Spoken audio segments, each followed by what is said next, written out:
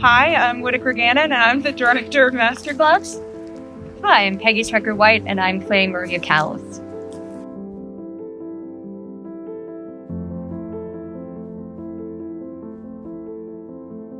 Well, I have a special place in my heart with watching former students grow and thrive in their careers.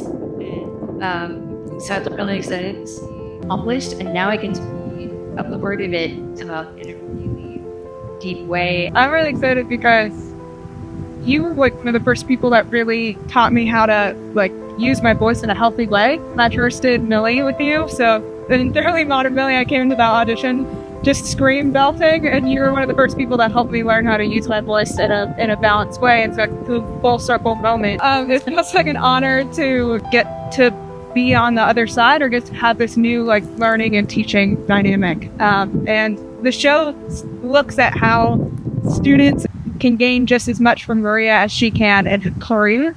And so that relationship is interchangeable if both people are open to that being the case.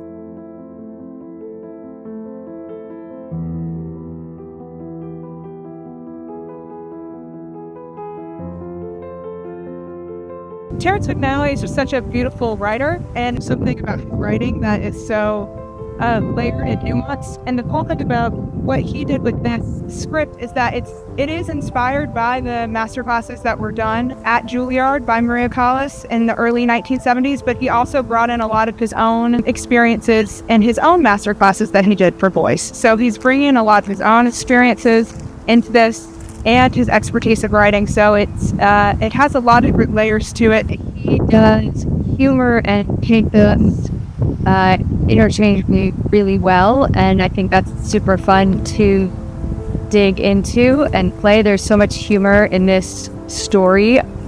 She gets to say some incredibly ruthless and, in my opinion, hilarious things, but there's still a lot of pain and maybe some regret in her life that comes through.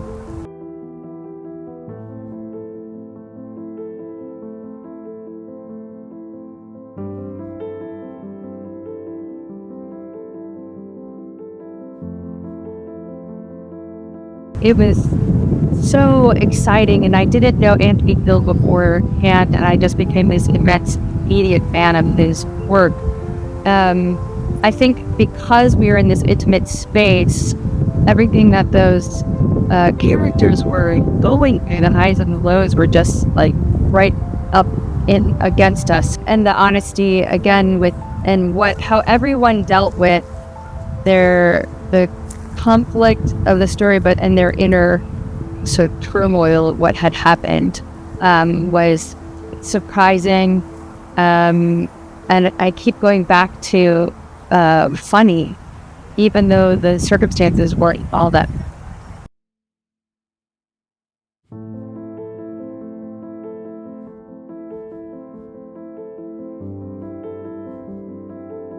I think that first of all, she is, she's Latina, so sitting in her, trying to get into her shoes, the challenge that starts at first rehearsal and go past the last.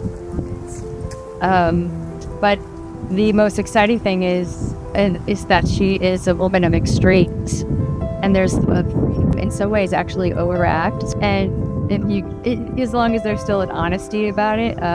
So that's very exciting. The fact that she's at the end of her career just brings levity. I think any person as they get older has things that hit them psychologically. Where is your voice? Is your voice valued? Does anyone care anymore? And then also do I care that they care? Yeah. Live anyways.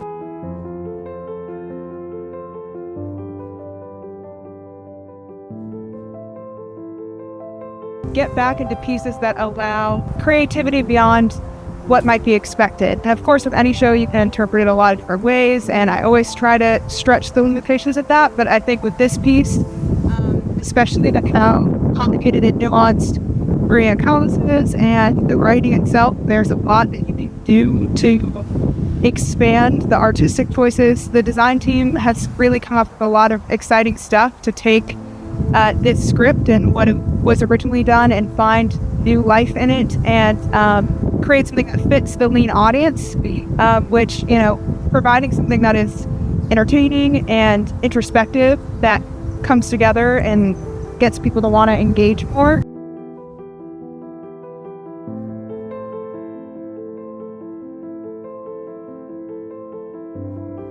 Dean Coleman, Professor Earl Coleman, was my voice teacher for the last 2 years of my undergrad degree at University of Michigan. He is by far my most favorite teacher. Really hard, and he was really tough on me, but I knew that he believed in me, so that made all the difference. I had a voice teacher before that where I felt like she didn't have confidence in me, or she just wasn't invested in one way or another, and that made a huge difference. So he could make or break my week depending on how my voice lesson went, but I'm still in contact with him to this day. He said something to me once that I'm sure he doesn't remember saying, but it changed how I looked at how I approached work or acting or any pursuit. And he said, "You're so afraid of getting it wrong, you can't do anything right."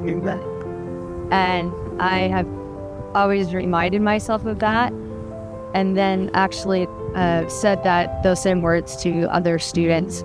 I try to not care if I get things wrong in the pursuit of finding what is right. I have 3 different teachers of mine, traditional teachers. I mean, I feel like everybody in the cast are teaching me different pieces, but I have Peggy in the cast.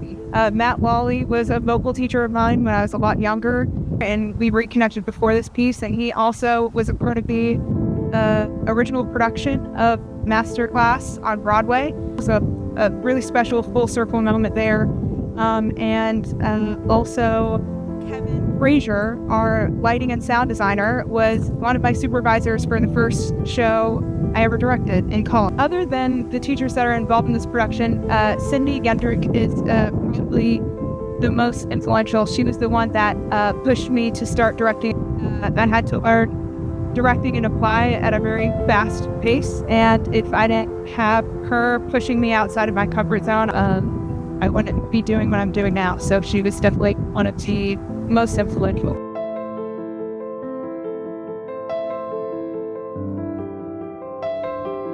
The class runs May 15th through the 25th at Main Street Theater, 3000 Main Street. You can get your tickets at leanensemble.org.